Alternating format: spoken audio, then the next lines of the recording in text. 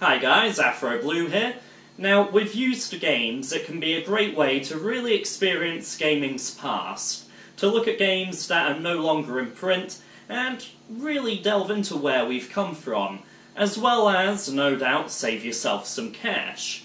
However, like everything these days, it's no longer sacred, and there are a number of things that really can ruin the experience of purchasing used games. So, let's take a look at 6 of my personal pet peeves when buying used video games.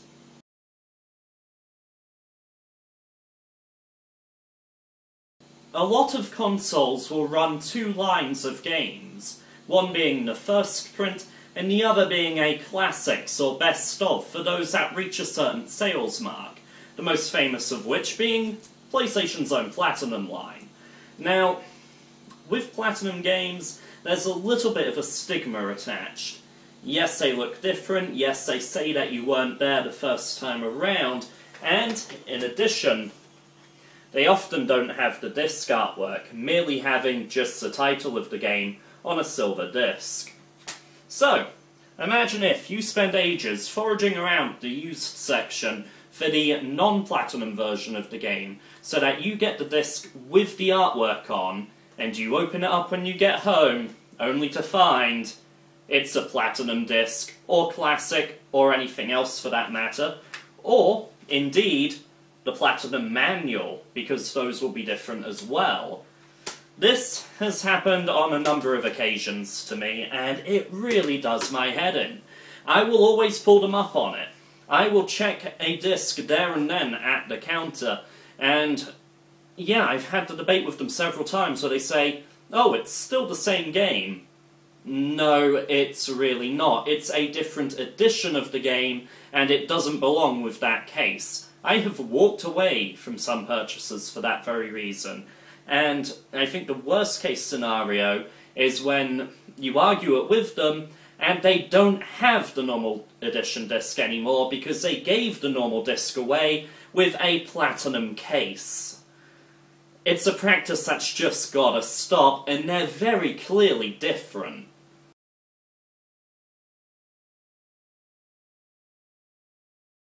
Now, when you're buying used games, admittedly, some of the stuff that's out there is going to be in terrible condition from people that just plain do not know how to look after their games. You'll spend ages trying to find a nice case, and you'll have a look around it, make sure, yeah, no rips to the internal sleeve, no cracks in the actual jewel casing, that's all fine. You know, make sure that the spindle holding the game in place is still there, none of that's broken off so your disc isn't going to be flying about. You know, yeah, make sure that it is as good a condition case as you're going to get. And then you get to the counter, you pass them that case, and the guy behind the counter does this. Alright, mate. Off that goes. And they then pull out the tattiest, crappiest case they've got. It's dog-eared, it's got coffee stains on the inside sleeve. There's a crack so it won't close properly. What the hell? You did not just spend a good 10-15 minutes picking out the best case you could find to then pay the same price for that. Or, even better, is you'll get up there with a good case, really nice condition, normal first print run of the game. Boom, they throw it to one side, they pick up a Platinum case. Go to hell. We are not going to take your shoddy stock. If you took in something that was in bad condition, that's your fault. Don't take it in. Don't set the bar so goddamn low. If I pick out a case that is in nigh on pristine condition, it's because I want that case. And again, I will make demands, and if I do not get the case I picked out, I will walk without making the purchase, and you should do the same.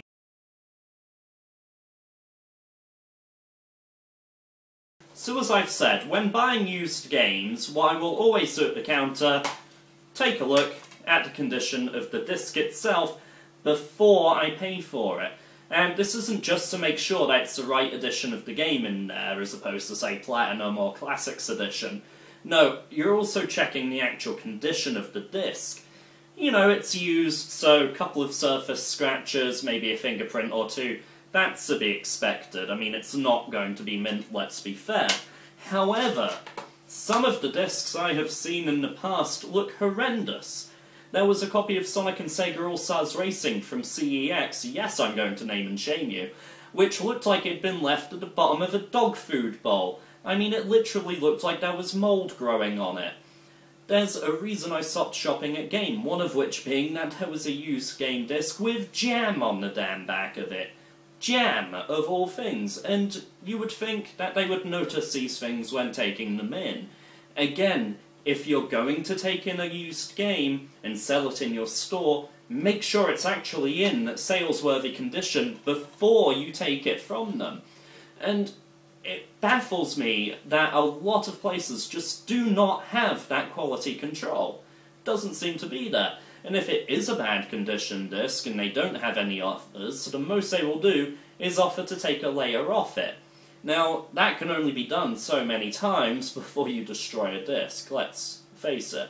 And a lot of the times it will be an inadequate solution as well. Personally, I wouldn't be happy with that, and I don't think you should be either.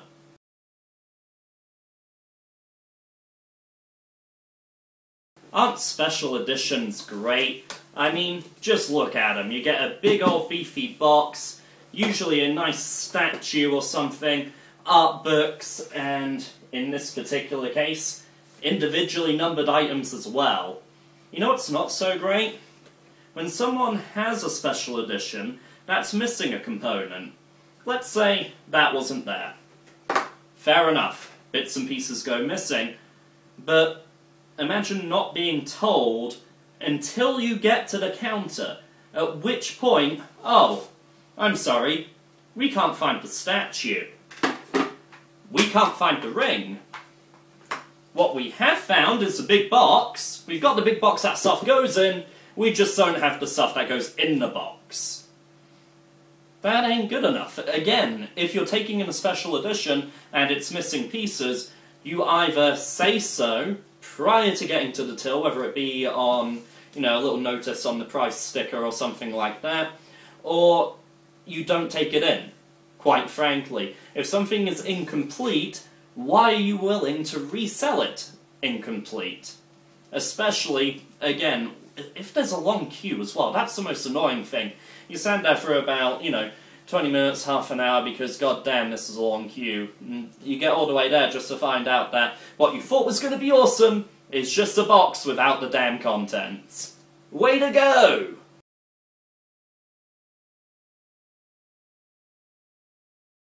Whether you're buying something new or used, then it's gonna have a price on there somewhere, and that's usually in the form of a sticker. One solitary sticker, relatively easy to remove, no big deal. When it comes to the land of used games, we suddenly have the horror of stickers from previous purchases or where it's been in previous stores, so the new price when it was first released, still on there, that's been on there for a few years now, pretty good and stuck on, and then it's been traded in before, so you've then got, say for example, a Game Station sticker on there with their price that they then charged for it second hand, which probably wasn't a whole lot different to the as-new price, but that's a different topic for a different time. And then, you've got today's price, the guy who's now trying to sell it in their store, they've popped their sticker on there too. That gets a little excessive, that gets a little tricky to remove, but you then get the pointless stickers, the absolutely needless ones, where you've then got like, oh, trade in and save cash with us! Just advertising the store that you're already in, because, the first thing you do when you put a game on your shelf is go, ooh, look at this sticker, everyone trade in with them and save cash! And then you get the really, really pointless and hard to remove ones that tell you where you bought the game, and these can appear on both new and used games, but this is really the best example I've got of it on the back of this Tony Hawk's, but yeah, it's just a silly little, we're a game shop, we buy and sell games, and these are, especially if they're foil ones like this one, they just seem to stick right on there and either never come off or leave horrible residue and sort of that tear effect on the back. And I absolutely hate it, and it makes them look so tacky as well. I think the hairdryer trick sometimes works quite well with these, and thank you, Joey Rue, Clan of the Grey Wolf, for sharing that one with us, because that has actually helped me. I've gone back to a fair few things in my collection with them, been like, yes! Finally! It's gone! It's gone, it's gone, it's gone. Hasn't worked on this particular sticker, but we'll get something. We'll get there. Yeah, it's really just no need for it. I mean, the price you have to put on there, as I said, that's fair enough. We need to know how much the damn thing is, but don't advertise yourself 20 bloody times. And the other thing which Game used to do a lot, and it's one of the things that makes me glad I don't shop there anymore, would be on the spine of the game they would put their own sticker on there as a seal, so that if you were to take it back, they know whether you've opened it or not. Get lost. These things don't even just peel off once, like the ones that come on new games. You know, we've got, say for example, the Xbox 360 logo down the spine. That's on every new sealed game. But when a lot of places put their second-hand ones down the spine, they don't come off in the one part like the other ones do. No, they come off in 6 different tearaway bits, and it's just horrendous. 6 tearaway bits. Why? Why would you do something like that? And the residue stickers leave as well is just, ugh. Yeah, don't overdo it with the stickers, guys.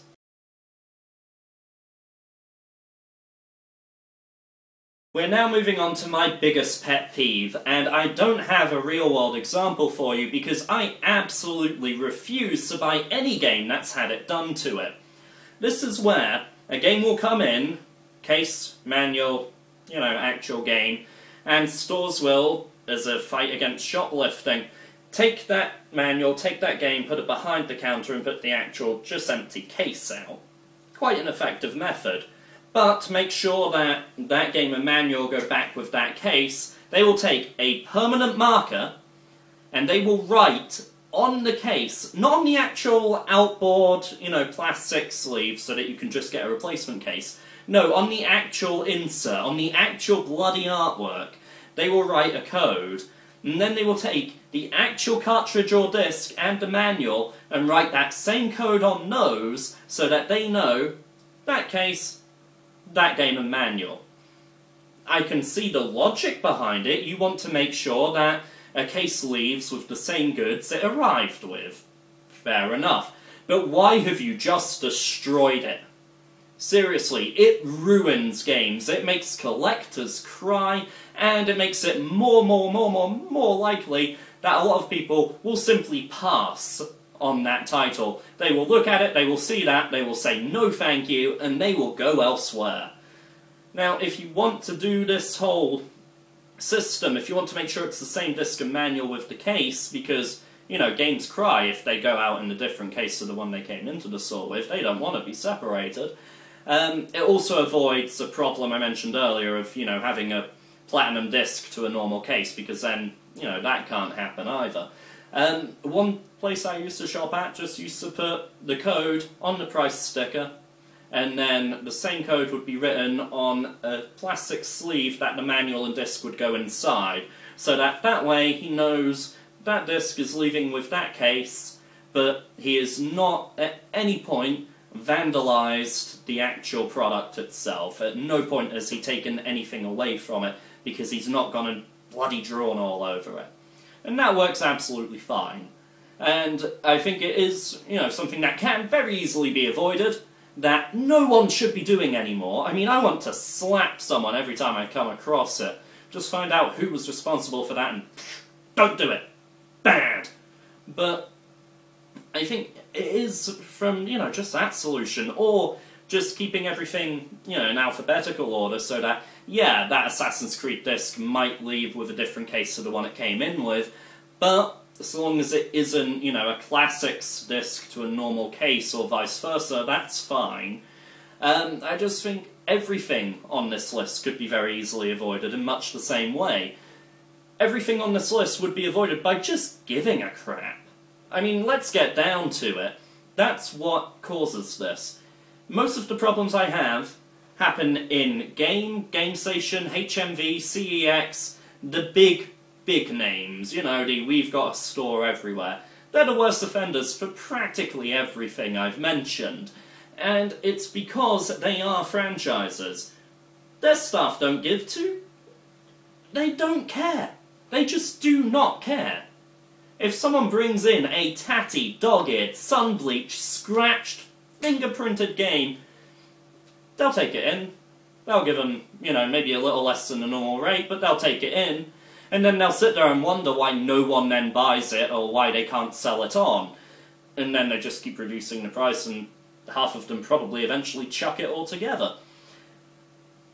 The indie guys, the guys who run their own stores, who aren't franchises, who, you know, that's their bread and butter, it's their bottom line, it's their store, it's their passion. They actually care. They want to sell you a quality product, so they will only take in a quality product, and they have no intention to destroy or devalue said product by doing anything that's been on this list. And hurrah to them!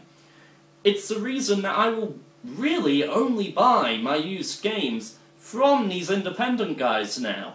It is a case of, you know, cutting out CEX, HMV, GameStation, etc. wherever possible.